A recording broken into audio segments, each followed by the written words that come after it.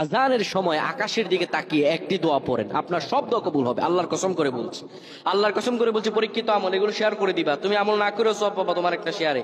এটি যদি শুনে অন্য কেউ আমল করে তুমি আর সওয়াব পেয়ে যাবা। আজানের সময় যখন আজান হয় তখন আমরা কথাবার্তা বলি, এগুলো অনুচিত। আপনি আজানের সময় আকাশের দিকে তাকিয়ে একটি দোয়া পড়বেন। এই দোয়াটি আমরা অনেকেই পারি।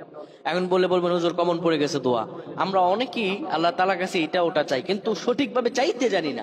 সঠিকভাবে কোনো ব্যক্তি যদি চায় আমার আল্লাহ তাকে দয়া করবেন। আল্লাহ বলেন, বান্দা উদউনি আস্তাজিব লাকুম, আমার কাছে চাও আমি আল্লাহ সব দিয়ে দিব। সুবহানাল্লাহ।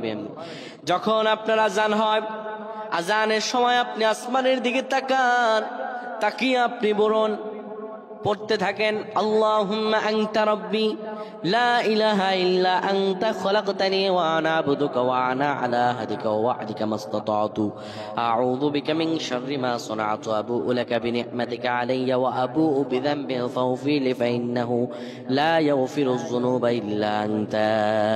এই সাইয়্যিদুল ইস্তিগফার আপনি পড়েন, ইনশাআল্লাহ আল্লাহ সব দোয়া কবুল করে আপনাকে কবুল আর মঞ্জুর করে নেবেন। পড়েন আল্লাহু আকবার।